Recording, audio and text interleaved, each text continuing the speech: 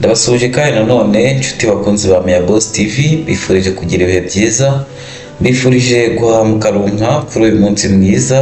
Ndakeka ko mwagize Pasika nziza kandi ibihe byabaye byiza ku banyarwanda ndetse no ku isi hose. Mu bihugu bimwe na bimwe habaye konji, nta kandi karuhuko ko kugira ngo wongere kwitekerezaho no kugira ngo wongere kugira ibyo uhindura no kuruhura umubiri muri rusange. Hari abakora siporo bayikora ndetse n'abakora indi mirimo itandukanye yo mu rugo nabo bakayikora. Uyu munsi rero none tuje kubagezaho amakuru, ni amakuru avugwa mu burasirazuba bwa Kongo ndetse ni amakuru agenda agarukaho.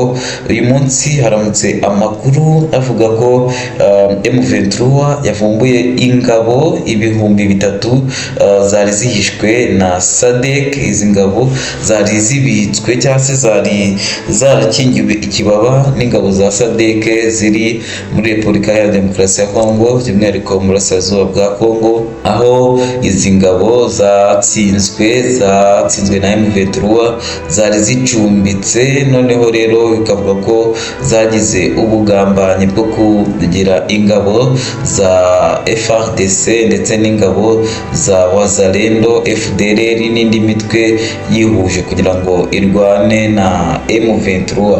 Izi ngabo rero bivuga ko zacumbikiwe cyangwa zahishwe na SADC ni ingabo zigera ku 3000. Ibi ngibi M23 ifata nk'ubugambanyi. Ni nyuma y'uko rero n'ubundi byari byavuzwe ko mu bitero biherutse kugabwa i Goma ari ibitero byari byateguwe n'uyu mutwe ndetse bifatanyije na SADC cyangwa se SAMIDRC.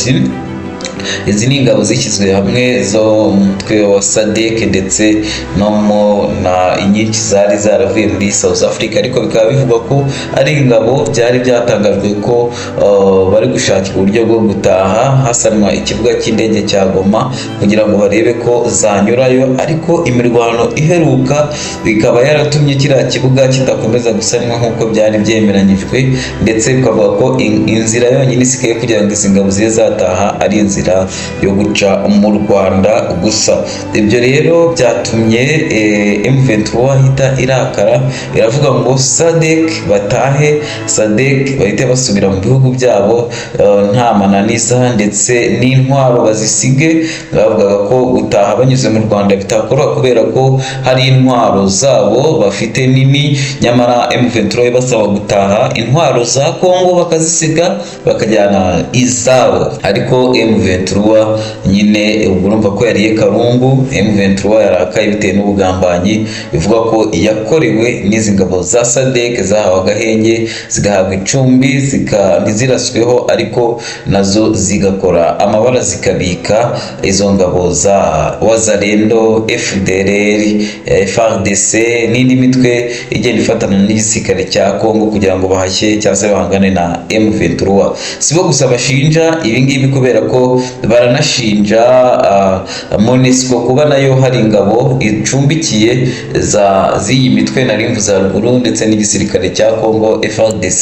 Izo ngabo baravuga ko izo ngabo rero biravuga ko iyi ngiyi MONUSCO yemera ko hari ingabo 200,000 zatse ubuhungiro ndetse bakazicumbikira, ariko nyamara M23 yo mu perezida yakoze yasanze izi ngabo ari 700,000.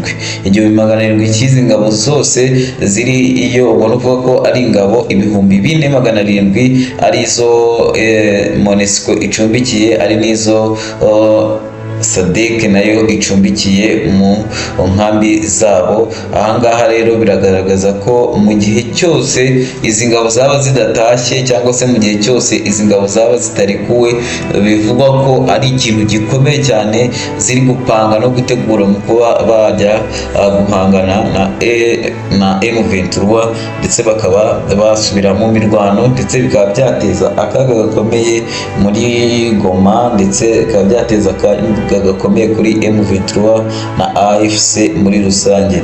Biravuga ko rero iyi M23 yamaze gufata icyemezo cy'uko ari ngombwa ko bahita bataha bagasubira mu bihugu byabo ndetse banyuze mu Rwanda, ndetse bivuga ko u Rwanda rwo rwiteguye kubaha inzira kubera ko ari amahoro n'ubundi bakeneye, nta kindi bari gushaka.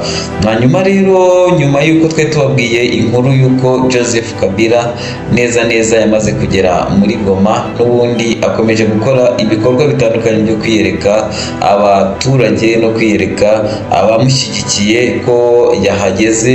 Ejo yiriwe atembera rwose Goma nta kibazo afite, ubona ko yizeye umutekano, ndetse avuga ko uko yasize ibintu kariya gace karimo akavuyo, karimo umwanda, karimo intambara, karimo ubwicanyi, atari ko bimeze, ahubwo ubona ko M23 yasubije ibintu ku murongo, ndetse ubona ko M23 hari ikintu kigaragara irimo kugenda ikora mu bice yagiye ifata. Sinzi rero, biravuga ko uyu mugabo Joseph Kabila ashobora gusubira ku butegetsi ndetse akaba yasubira ku buyobozi.